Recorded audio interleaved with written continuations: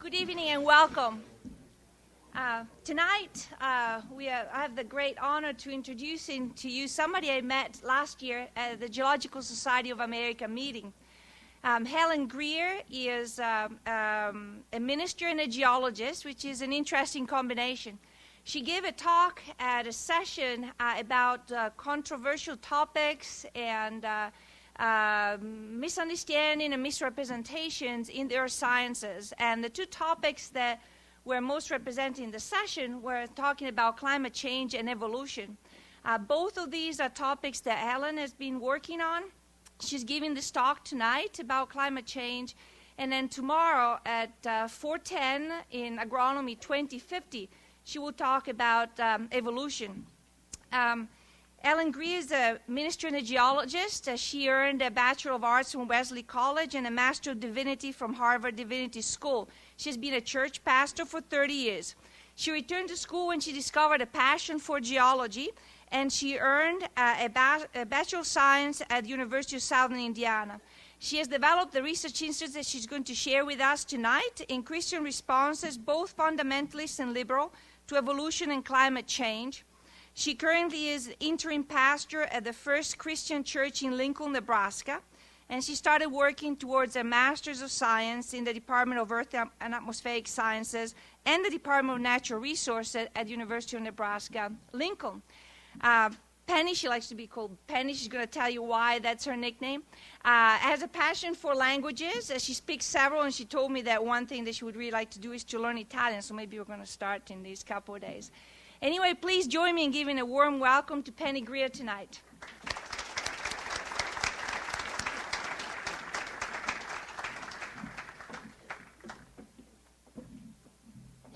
I just know how to say I want to buy some postcards in Italian. It's a great language. Voglio comprargli una piccola croce. Whoops, wrong sentence. See, I know it so well. Voglio comprargli di cartolini postali. Now, can you tell me a more beautiful language, huh? It's gorgeous. Thank you, Cinzia.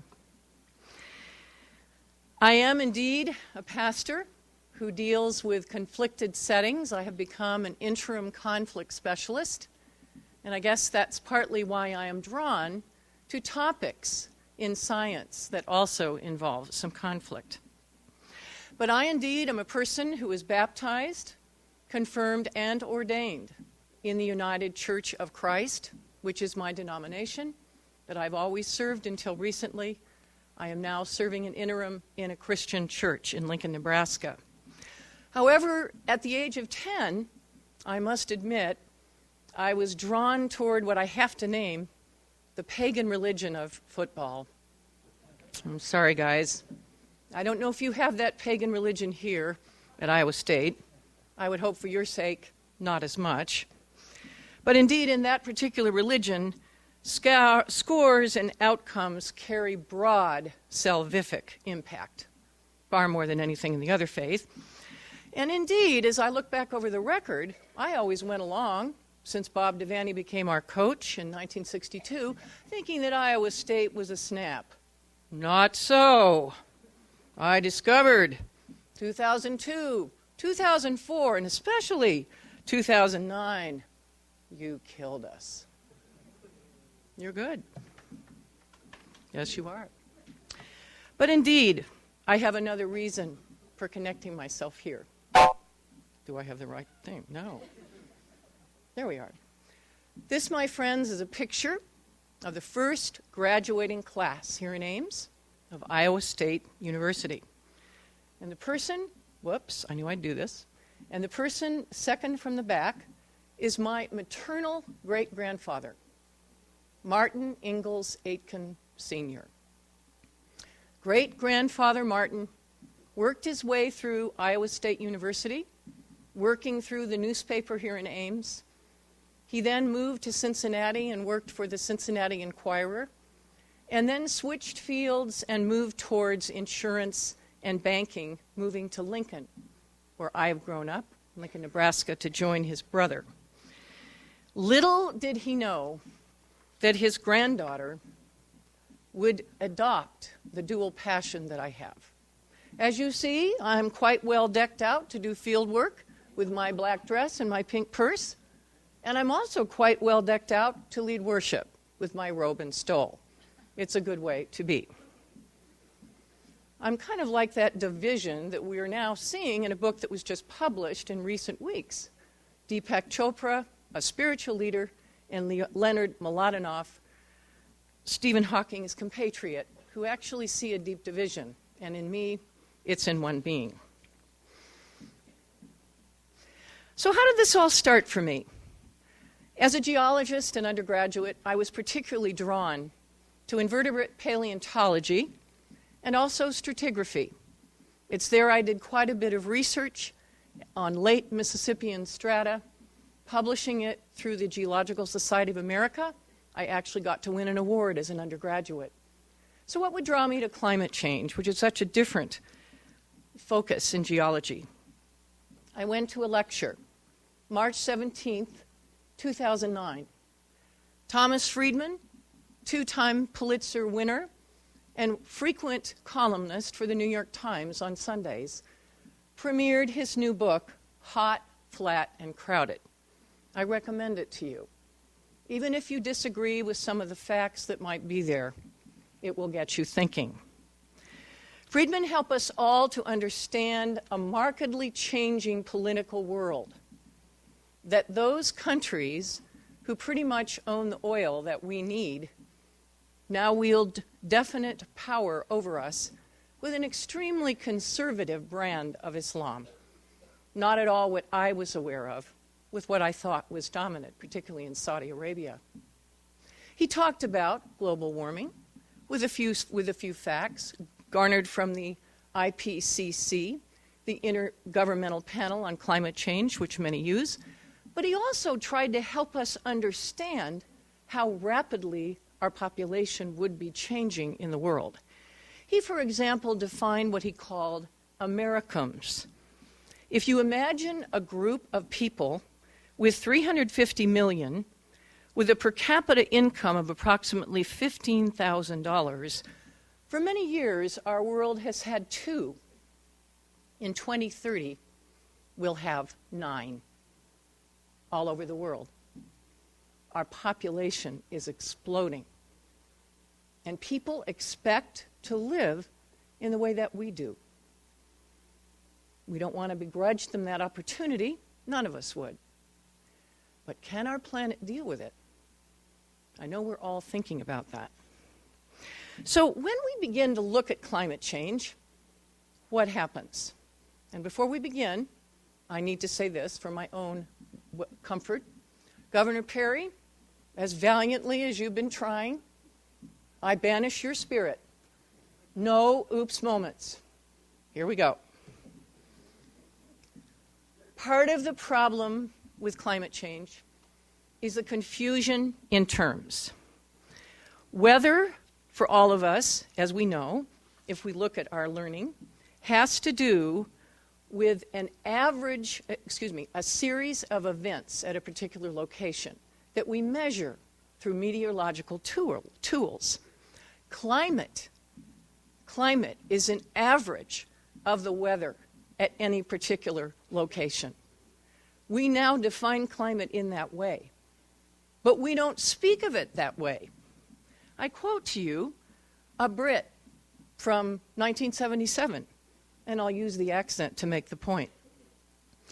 The performance of the British climate has been perfidious over the last several months. After several mild winters and 2 summers, the climate lurched to other extremes. We've had the wettest one for the last 100 years. Now, most of what that person was describing was weather, but they used the word climate. The comments made about the 100-year pattern belonged in the realm of climate. We use them often interchangeably, and they're not. By the same token, as many of us know, there are quite a number of climatologists who are very reluctant to make comments and observations about what we experience as weather events and to conclude that they really are climatic patterns, because climate does involve averages over time at particular locations. So we have confusions, we have difficulties in knowing what we're talking about, And I'd like to submit in my own observation, and that's partly because of the work I do as a pastor in conflicted settings. Climate now is something that is a globally functioning holistic system. We now look at climate as a system. Anytime we do that, when we see a church as a system, when we stop looking at a church as made up of just individual actors, well, if we just took Jack out, or Jill, everything would be fine. We'd be able to go back to normal, and we wouldn't have had all these problems. It's never that simple. If you forgive me that simple kind of analogy, the climate is now that way too. There are many interrelated parts, how the whole is arranged, how the parts interact, how new relationships are produced. That's the way we look at it. And that's new for us. It's hard to think that way anyway, and it's hard to think that way about climate for most of us, not for climatologists or meteorologists or other professional scientists, but perhaps for many of us. Now, how do we approach climate change? How do we know that it's happening? Well, the first thing we do is we look at data. Since the 19th century, we began to use instrumentation to actually measure temperature, pressure, certainly at the surface of the Earth, and also in other parts of the atmosphere. But when we do not have actual data like that, we have what we call proxies. Data that testify or support something else. We have, for example, trapped air gases in ice cores. We have isotopes, which are a kind of chemical variant, which other chemists could explain more easily.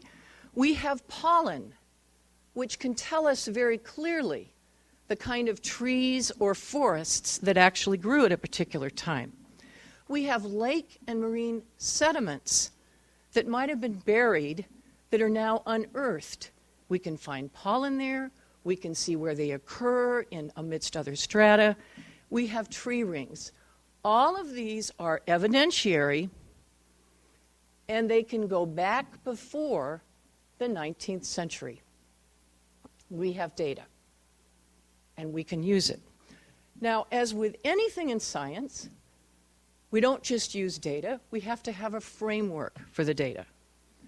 And so we also have in climate science what we call feedback loops and function and forcing. And let me give you a key feedback loop, which many of you probably know about, and show you how it has moved into what we now call forcing. Many climate change scientists talk about status quo feedback loops or negative feedback loops. And they have other terms for those concepts as well. For example, if there's warming anywhere on the planet, ice and snow are melting, then areas that would be exposed to the sun are shrinking. There's more absorption of the sun's radiation going on. There is an easier time for the Earth then to heat up, particularly closer to the surface. I'm making it very simple, and it's a little more complex. And the more the solar radiation that is received, the more the heating. So a feedback loop that I'm kind of giving you can eventually become a forcing, causing the Earth to get warmer and warmer. And it could go the opposite way just as well. If there was more and more snow, the Earth could become cooler. There are also climate models. And if any of you want to plow through the Intergovernmental Panel for Climate Change, you will see that most all the data in the 1,600-page document, at least the physical science basis document, is presented to show you how models have had an effect. Simple models that tie in the work of the ocean and the atmosphere, and more complex models that link more things together especially over time. And that's a very important part of climate change understanding. Finally, there are natural cycles, and we're going to be talking about a lot of them. 3 of them that are very important, particularly for the Earth's natural onset of glaciation, have been the tilt, the wobble, and the shape of the Earth's rotation. I'm not going to use all the technical terms or the years that those occur in. The geology teachers here can teach that, and some of you probably know that. Solar activity is another one. Volcanoes erupting is another one, although that isn't necessarily cyclical. All of this is part of climate change. Here's another point. A friend and I made this together, and he thought that was a cute slide. And I thought, well, you know, it might be, but it's also misleading. Part of the problem that we all struggle with in this room, particularly if we're here because we're just not so sure this is something we really need to deal with or we accept or whatever, we see no evidence like that. Hey, you can't touch climate change or warming. You can't feel it. The effects are very, very subtle. So I don't know if that's the best figure, but over the long term, what we're beginning to realize from truly 98 to 99% of good scientists, that's the kind of consensus we really do have. The Earth is warming at a fast and alarming rate. It's not geologic time. It's much faster. And where do we see some of that data? Well, here's a figure which involves a kind of smooth curve of average temperature rise. And if you see 1970, right there was the figure, look at the rise that goes on into approximately, I think it's 2010. It's a pretty stiff upward slope, as we can see. Now, what we need to realize is that we're talking here about what climate change scientists call the greenhouse effect, which Michael Mann, a fine scientist, came to the University of Nebraska to Lincoln last spring, and he enjoined us, don't think of this as just a greenhouse.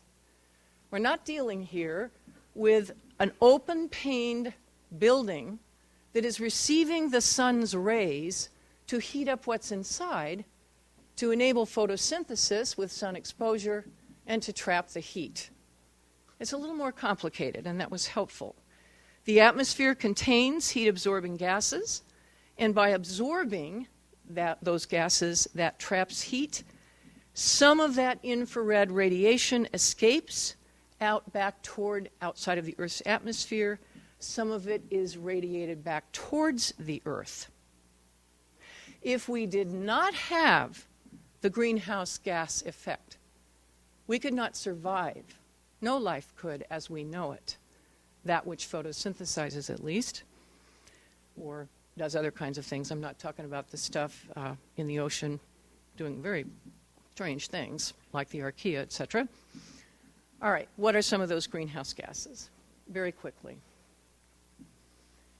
They involve carbon dioxide, methane, nitrous oxide, water vapor, the most plentiful, and that's kind of a challenge because it doesn't always do some of the same things as some of these others. And I'm not going to go into that because I'm really here to talk about Christianity tonight. But it really does involve some careful looking because in some ways it really does heat up the Earth. In some ways it kind of cools it. But nonetheless, once again, look at how rapidly these amounts have risen over a very short amount of time, which basically is since the Industrial Revolution. And here's a very telling graph that one of my professors has used often. If we look at ice age cycles going back about 400,000 years, basically we start at zero and go back 400,000 years before the present. We had a major one up between 200 and 100,000 years ago, and we were about to start, we're due for another one, and we started to have some of the same perturbations that we had in the others. But oh my goodness, look where instead that volume of CO2 has gone. And there's a slide that shows it in another way. Here's once again the rise. Some of that is satellite data per se. So CO2 unlike other greenhouse gases, remains in the atmosphere much longer. Methane is much better at trapping the sun's insolation, but it will dissipate much faster. So we've got a lot going on. Our little envelope that has been protecting us is filled with all kinds of gases that are ready to work double, triple, quadruple time, or whatever possible mathematical number would be appropriate. Recent CO2 emission data was rather troubling. This showed up in our own Lincoln Journal Star last week.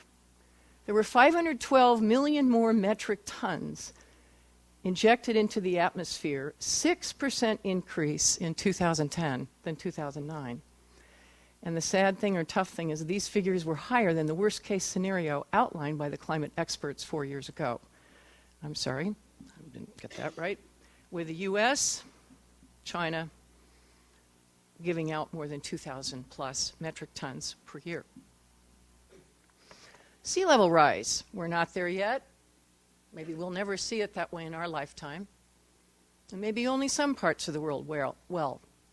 But as I met with some church leaders several years ago, there are many parts of the world where people are actively planning on massive flooding of their land and beginning to struggle to consider how they will move populations of people with very few resources to handle the challenge.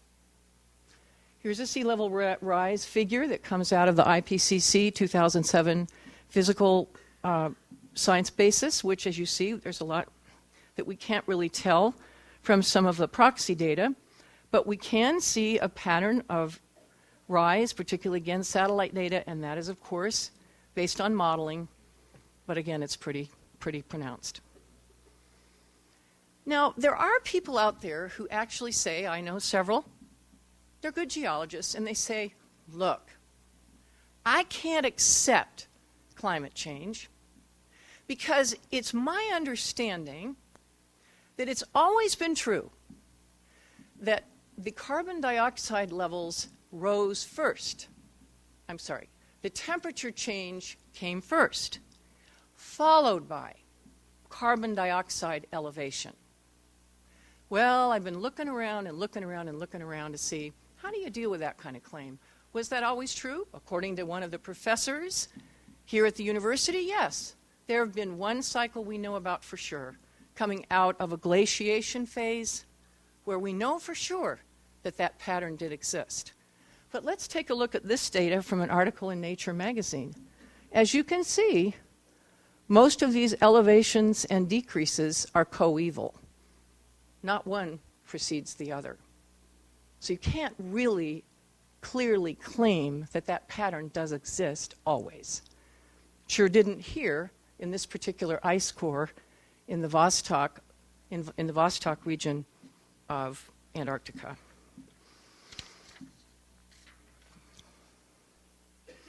So what are some natural cycles that we do know play a part? Well, there's some glacial varves, which will record differences in sediment deposition in the rock record annually, particularly in lakes.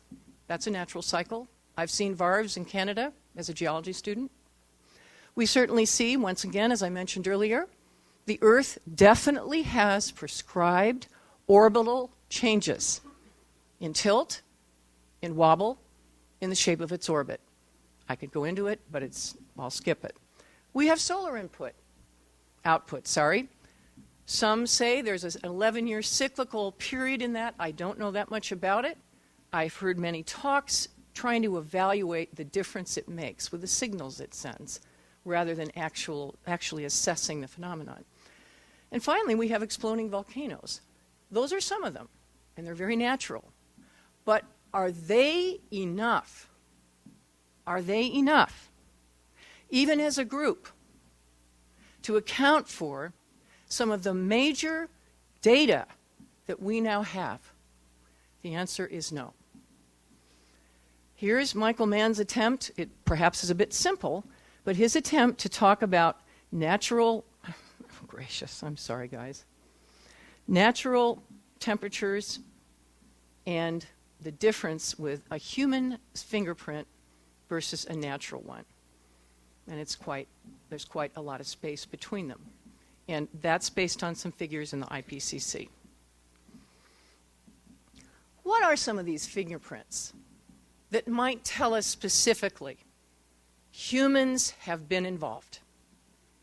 Other than the disparity that I mentioned a few minutes ago between the natural and efforts to measure human, we know that fossil fuel burning can more than account for the recent rise in atmospheric carbon dioxide. Number two, the atmosphere contains less of the isotope carbon-13 than carbon-12. What difference does that make? When plants photosynthesize, most all human activity or any other mammalian activity uses carbon-12 in their CO2. Carbon-13 is not as plentiful. If we're finding far more carbon-12 in the atmosphere than carbon-13, it has more of a sign to us that there are fossil fuel sources producing it. Solar and volcanoes would not give us that much of the isotope of carbon-12. Now, that's an interesting fact. We could look it up, we could look at some studies. Michael Mann produced that and talked to us about that when he appeared at UNL. But those are some of the fingerprints that distinguish human activity. All right, now I'm ready to talk about where we are in our society, and I'm really going to speed up. Basically, we have a situation where a lot of people don't know where the scientific community is. The Yale School of Forestry teamed up with George Mason University in a survey in June 2010. These two schools work a lot together. One of their particular results was that only a minority of people surveyed believe that most scientists think that global warming is happening. That is false. Most scientists do not just believe it, but know it. Scientists don't believe. I'm a Christian. I can talk about belief. It's very important to me, and I'll do that with anybody at any point tonight. But this is different. This is about evidence in the framework that I have presented and I will share from. So they're saying that scientists don't accept that evidence. Here was a Science Friday show. Some of you may know that from National Public Radio. Ira Flato focused on another set of interviews from George Mason University.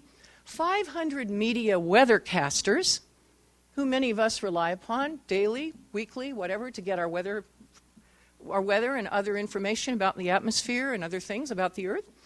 63% believe that global warming were caused by natural changes. And these are the actual weathercasters who've received the seal of approval from the National Meteorological Society. 25% believe that it wasn't happening at all.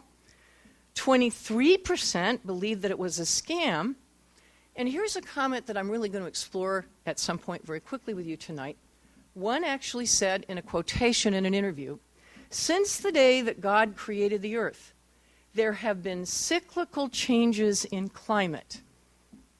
They're right. Absolutely, can't argue with that. I've tried to show you. No geologist would teach you differently. Here's the difference. Most are natural. So again, all the changes we're seeing, most are natural. Or basically, I think he is inferring all are natural, and we're not taking seriously anything else.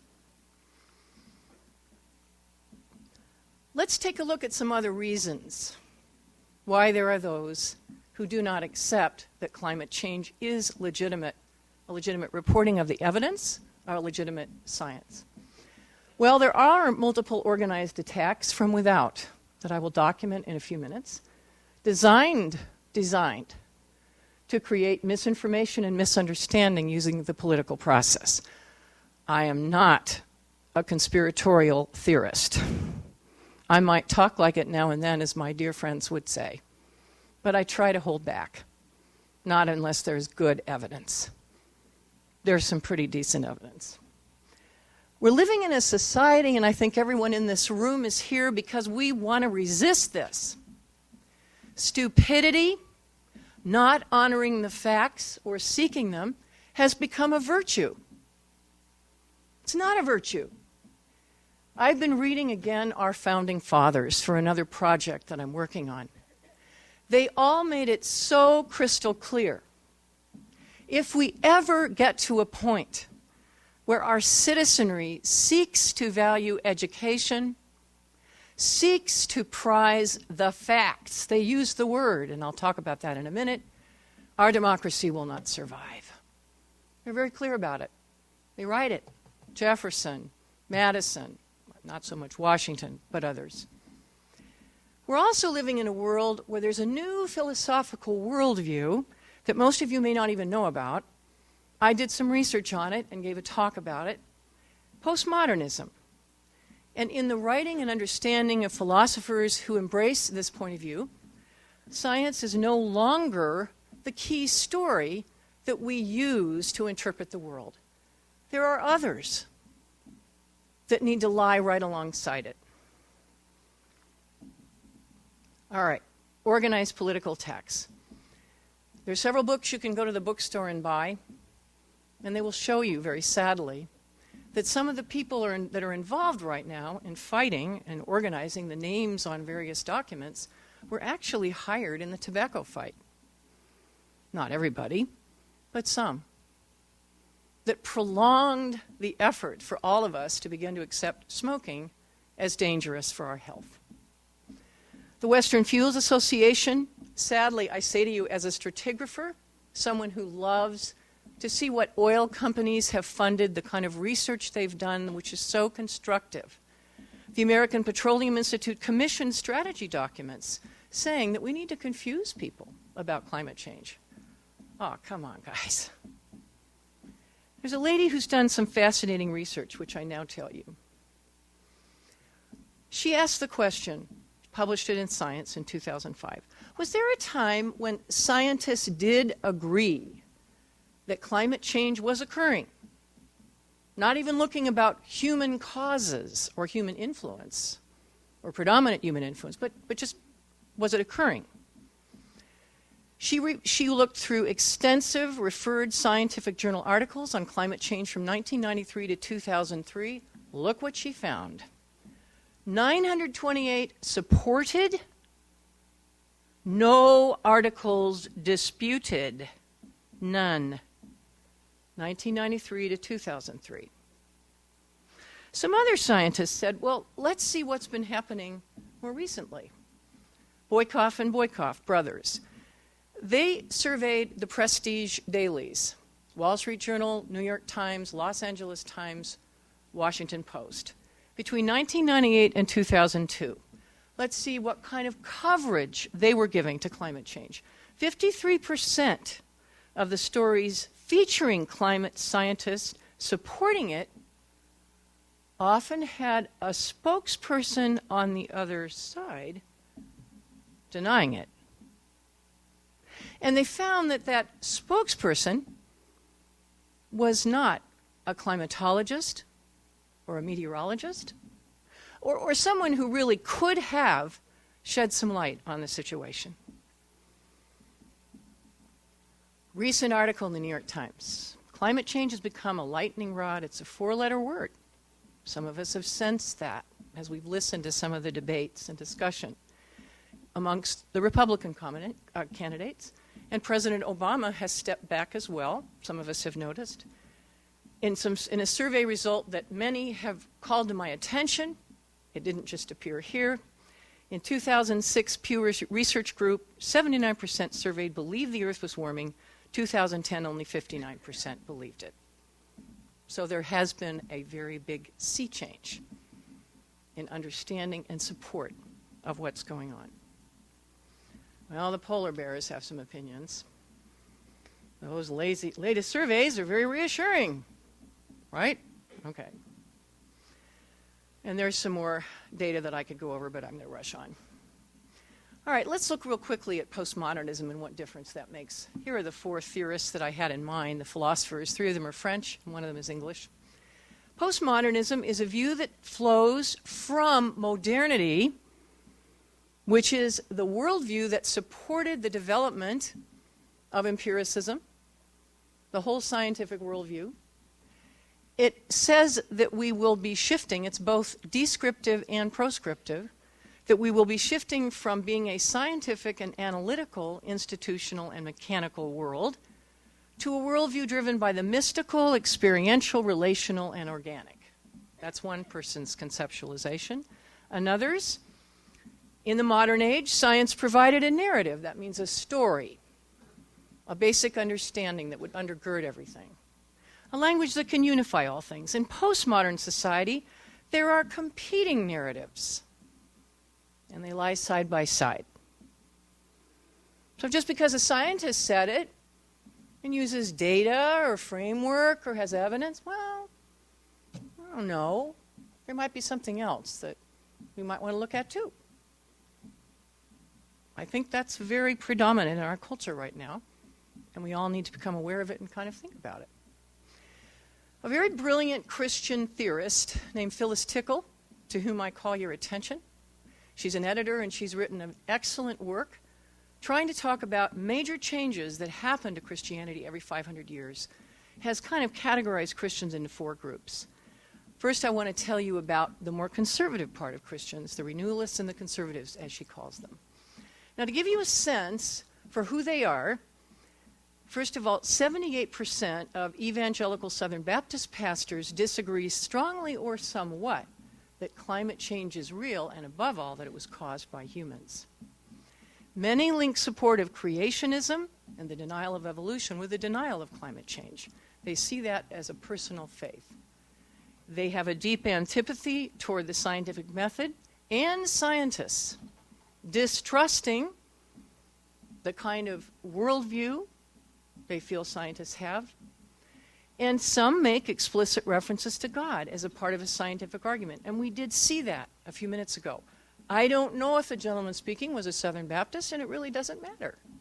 But as he wanted to make sense of the world, and his strong view that climate change in a different way, or a way exacerbated or caused by humans, or a worrisome phenomenon, wasn't really happening, he made religious comments to make the point.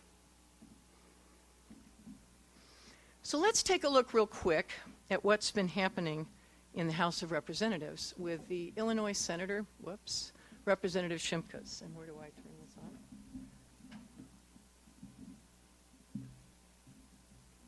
Thank you. My technical support person. Thank you, Chinchilla. Thank you, Ms. Chairman. The right of free speech is Can you hear it? the right that we have in this country. Very few No. Oh, shoot. Let's see. Can you turn up the volume? have members of the clergy here as members of the panel. No. I worked so hard to get this embedded. Genesis Okay. 8, verses 21, 2. Never again will I curse the ground because of man.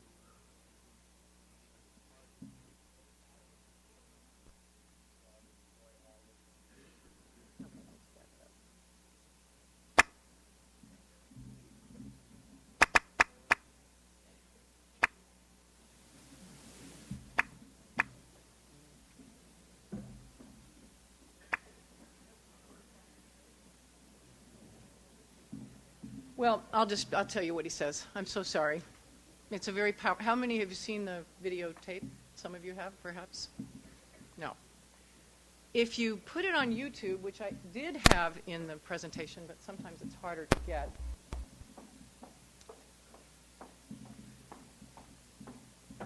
Well, he is quoting the Bible. He brought it to the hearing. Representative Shimkus of Illinois.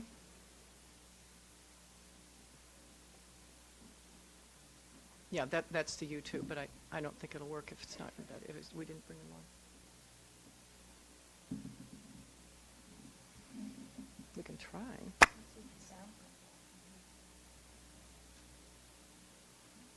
Turn to John Shimkus of Illinois. He's the new chair of the Subcommittee on Environment and Economy. In a March 2009 hearing, Shimkus dismissed the existence of global warming by citing biblical scripture that says God would not allow the earth to be destroyed. So I want to start with Genesis 8, verse 21 and 22, never again will I curse the ground because of man, even though every inclination of his heart is evil from childhood, and never again will I destroy all living creatures as I have done. As long as the earth endures, seed time and harvest, cold and heat, summer and winter, day and night will never cease. I believe that's the infallible Word of God, and that's the way it's going to be for His creation. The second verse comes from Matthew 24. And He will send His angels with a loud trumpet call, and they will gather His elect from the four winds, from one end of the heavens to the other. The earth will end only when God declares it's time to be over. Man will not destroy this earth. This earth will not be destroyed by a flood. And I appreciate having panelists here who are men of faith, and we can get into the theological. Great. Thank you so much. Okay. All right. Thank you so much. All right. I'm going to go fast because I'm way over time. What we heard here were two different positions merged as one. Again, God is in charge. And every one of us who is a Christian believes that, and that includes me. So therefore, God won't let it happen.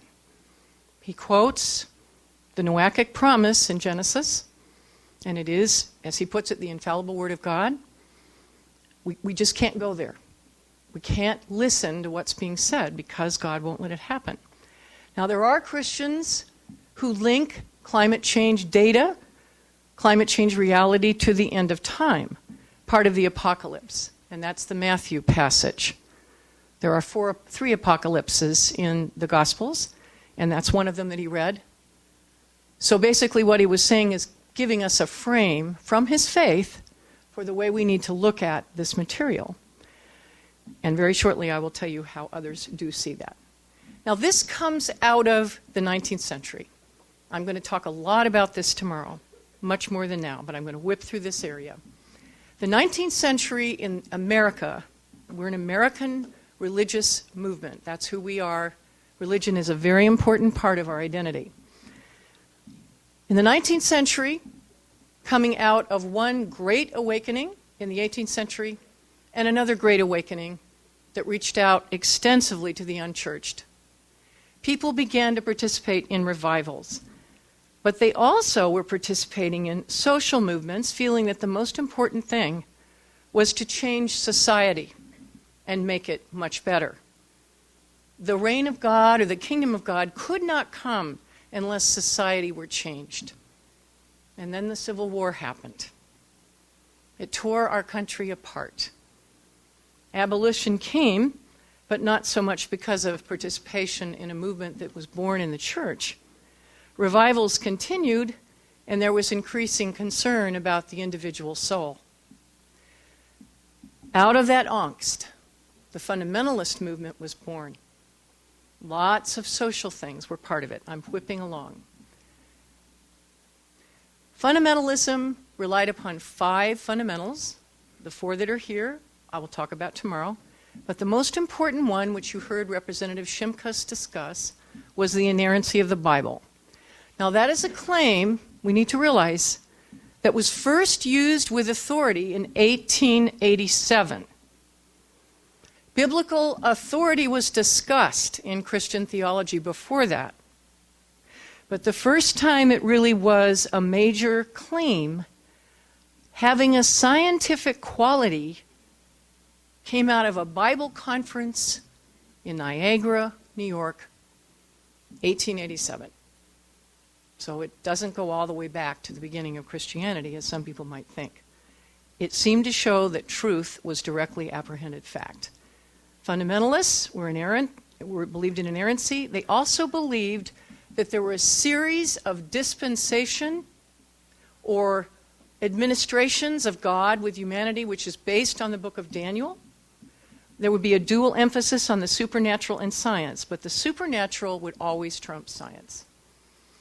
There is the 7,000-year frame of the particular premillennial dispensational understanding that fundamentalists had. Now, you're going to look at that and say, I can't read that. I understand. You can come up and look at it later.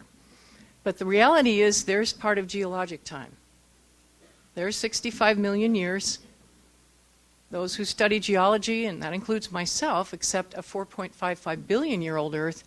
There's a 7,000 year Earth, and it just fits in a very small amount of time.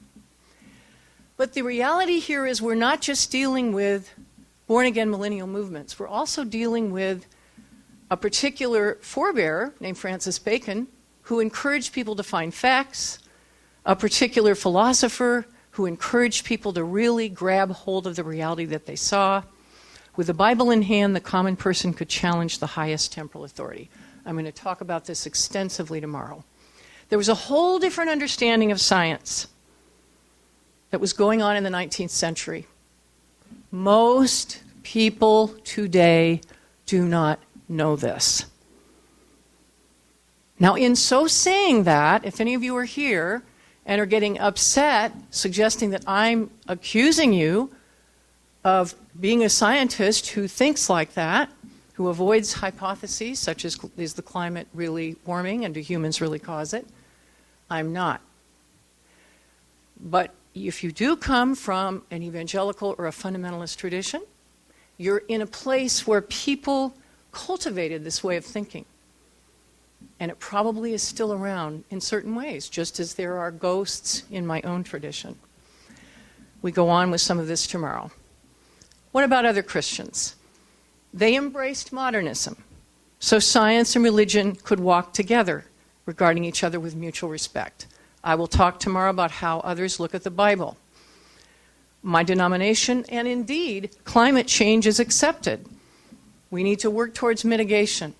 We need to realize that God is especially concerned about what's going to happen to the poorest, and that is our obligation as Christians. The basic challenge that all Christians face, and why I believe that Representative Shimkus said what he said, is that this entire issue calls into play the most basic premise of our faith. As a Christian, especially from the West, I talk a lot about, preach a lot about, God is the author of all creation. God is in the part of all creation. God can transcend creation, but God is also immanent in all creation. I can cite all kinds of verses to go along with that, and I can also talk about the tradition that would support that in many, many places.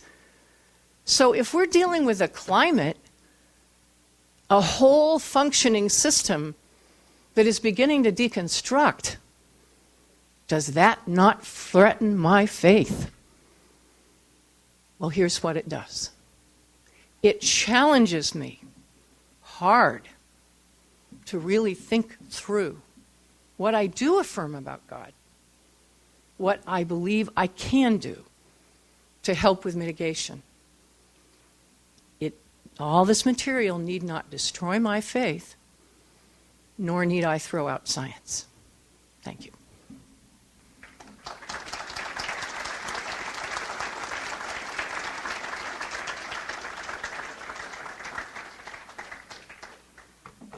Sorry.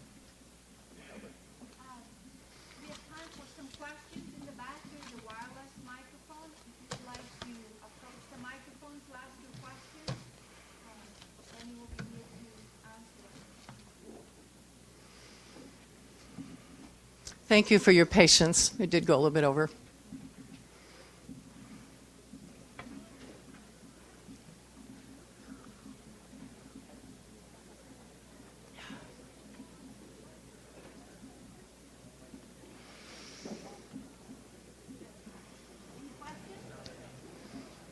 I guess not.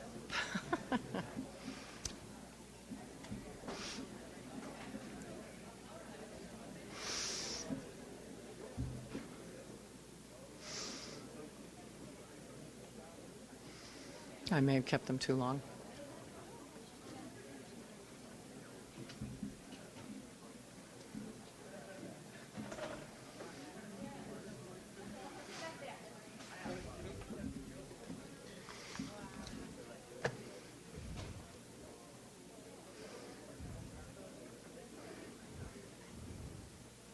No, I don't think so.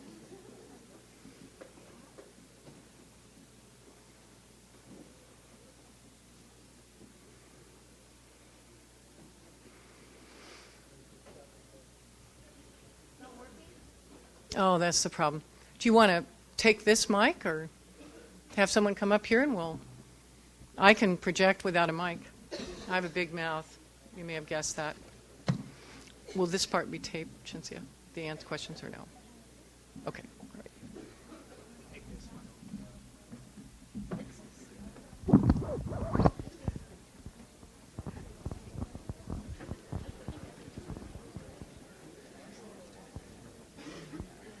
Okay, thank you. We have, about 10 or so minutes for questions, and I'll ask that you keep your questions succinct, brief, and then we'll allow Penny to give a response, and then we'll let another person ask a question. Okay, I'd like to ask about the section where you were talking about the dispute with this based on carbon dioxide levels rising before the temperature rise. So we do see some examples of that happening. Thank you.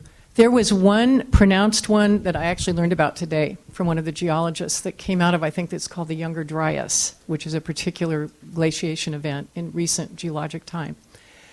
But in his experience, in his understanding, we just don't see it. And I'm not sure, and I've discussed this with many other climatologists and asked them, because there are many. I also read the blogs, as maybe you do. I don't mean to suggest that's where you get all your information. Forgive me, I don't mean to suggest that. But as I read the blogs of those who just say, I'm sorry, I don't buy this at all, that's one of their major critiques. I don't see a lot of good data about it. I mean, that was a pretty decent piece of data from Nature. It was the Vostok ice core. It really was. To me, that when I see something like that, Nature is pretty hard to get into. It's hard to think very many people could pull the wool over the eyes of all those editors and whatever else. I'm sure there have been some. But I don't think maybe there was one that the professor knew about today, and yet he also wondered if the other reality there was that carbon dioxide wasn't getting ready to zip up there. And in fact, as I showed all my science slides to a climatologist at the University of Nebraska at Lincoln, since I'm a beginner, I don't have a master's or a PhD yet in climatology, he said, well, the reality is temperature may actually, CO2 may go first, and then temperature may respond, and then the reality is CO2 may zip up again. CO2 is going to be, the Earth is climate sensitive. There's a guy named Roy Spencer out there, if you've read his stuff at all. He's claiming that the Earth is not as sensitive as people are saying. That's not what the majority of climatologists claim. The Earth is very sensitive, particularly to these levels of greenhouse gas. I hope I answered your question. If that professor is here, I think it's Neil, you're welcome to respond. This beginner just heard this. Just aware of that one event. There's Neil. But how about Al? Al knows more about this than I do. Okay, wow. There you go. The Younger Dryas was a fairly recent large-scale cooling, and it was after the last glacial maximum, which occurred about 20,000 years ago, and so it's more recent, and there was a sudden cooling in the climate. Okay, and there's a lot of research being done on this. It was primarily natural. It probably had something to do with ocean circulation, deep water formation halting, which caused the northern hemisphere to cool by something like 8 degrees Celsius in 1,000 years. It took a long time for the climate system to sort of get going again. And so these have happened, and there was a smaller one about 8,000 years ago, probably caused by similar events. So, yeah, these large events do happen that are natural, but I think we're comparing apples to oranges to some degree when we talk about the modern warming. Okay, we have time for another question. It is a good question, but again, part of the deal is a lot of people who are saying, no, it's not happening. That's one of the major things they're claiming. So I think we really have to look critically at that claim. Because I hear people say, for example, oh, I don't think it's carbon dioxide that's really causing this. The planet's warming, but it's something else. And I want to say, well, what? What is it? Come on, let's go. What is it? Don't hear much. Okay, go ahead. So We have our next question right here. Hi, thank you for your talk. So I'm wondering about the relation between fundamentalist Christianity and postmodernism.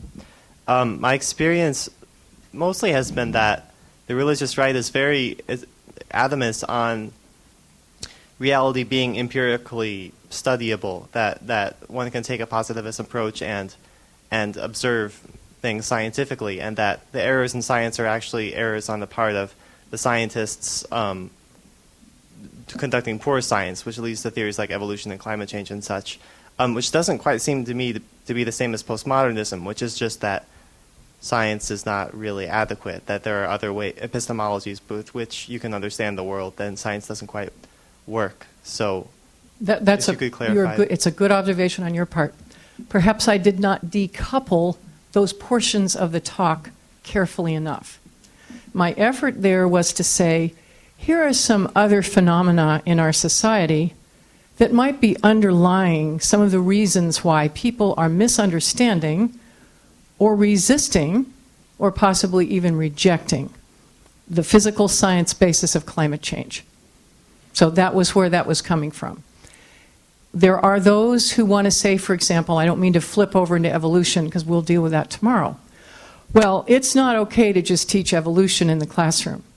We really want to teach another theory, intelligent design. That would be fair. And I don't think, as I listen to that, and as I've read some of the arguments, that that's just a notion of egalitarianism in American democracy. I think we're dealing with the underlying shift in worldview that is very subtly permeating many parts of our culture. And I know that many fundamentalists think postmodernism is great in some ways. And I mean, number one, it's happening, just as modernity did. You can't exactly fight it unless you want to really take some stands where you can. I see other religious people, conservatives, saying, let's work with it. Let's make it go. So there are lots of reactions to it. But I attempted to decouple the points about it and not to make any direct links in this talk with fundamentalism. And if I didn't make that clear, I'm sorry. Thank you. You're welcome. We have another question, but before everybody gets up and leaves, I wanted to mention that we have refreshments and brownies and assorted niceties over here to the left side of the hall. So you'll have a chance to talk with Penny informally afterwards. But before you go, just know that there are some nice brownies, cookies, and punch. And we have another question and maybe two. We need to be sweetened after this event. Thank you very much for your talk. As an undergraduate student in the meteorology program here, I frequently sometimes feel that my education is being somewhat biased by occasionally faculty who hold these fundamentalist beliefs, specifically that God has made it so that nothing will change and that he wouldn't let us destroy the earth in any way. And I feel that my education is being somewhat biased because of that. What would you say to those who take that stance on teaching? Some of your professors have actually said that to you here They believe that, yes. at Iowa State, and they have said that to you and basically said, I want you to agree with that? Well, I feel that their opinion, that their belief in that is biasing the curriculum that they teach us. Well, I guess the key there is always, as I work with conflicted churches, I've advised a whole bunch of people in a meeting on Sunday, and that made me late coming here last night. The more we're dealing with people who hold views that aren't our own, we need to have I messages, give our reactions to what we're hearing, state our concerns with what we sense. Obviously I would be very concerned, as you might be too, that someone would put on their bias. One of the faculty I met today gave a very interesting point of view. He's teaching a class, and he said, it is my hope that at the end of the course, no one will have any idea what political position I have held. If I have done that, then I have succeeded in teaching this class. And I thought, not bad. And I'll not name him unless he's here and wants to stand up and go, thank you. So, Thank you. good luck. Any other questions before we turn to the brownies? Okay, come on up. Okay, last one. Be quick. Come on. Dépêche-toi. Hello. Thank you for your presentation tonight. Sorry it was so rushed at the end. You'll have to come back tomorrow. It'll be slow and thorough. Well, I'm an agronomy student, so I'll be pretty Well, close. come on over, boy. We're cool on that. Well, I was just wondering, I've heard different people mention that the Vikings established farms on Greenland, and so definitely the Earth is cooler today than it was once in the past. I wonder what you might add to that. Well, we saw that incredible graph about CO2, and I guess we flipped off the slide, and that goes back 400,000 years, a little before the Vikings. And now that's not temperature, that was CO2 data. But obviously there were patterns that were pretty nicely followed during glacial times, glacial and interglacial stades, that the CO2 was, leading, if you will, CO2 amounts. So I know Michael Mann does not, he discounts some of the data about warming and cooling that some accept at intervals that you're discussing. So beyond that, I can't evaluate. And if there are those who wish to, you're welcome. So I was just wondering, does anyone know some more data on when the Vikings established the farms on Greenland and to what extent I don't, but I defer to faculty or others who would. Okay. Okay. And there's the gentleman right behind you who seems to have that information. I'll just comment and say Alan. that the figures that Penny have shown here tonight are all publicly available. Well, the ones from the Intergovernmental Panel on Climate Change. And there is a compilation of temperatures. About 1,000 years ago in medieval times, it was relatively warm. It was a similar temperature pattern to today. But, that we know exactly how the exact temperature is harder to get to because there are some uncertainties in these proxy records. But, yeah, it was warmer. But that doesn't preclude the fact that the climate is changing now. Just because it was warm 1,000 years ago doesn't mean you can run from the fact that we're warming now and CO2 is going up so quickly. And so again, it's the speed. The document. It's the speed. The document is available online, the Paleoclimate chapter, so you can look at those figures yourself. So with that, please help me thank Penny Greer.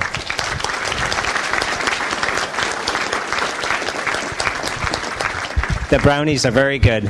Brownies are very good. Brownies are very good. Brownies are very good. Brownies are very good. Brownies are very good. Brownies are very good.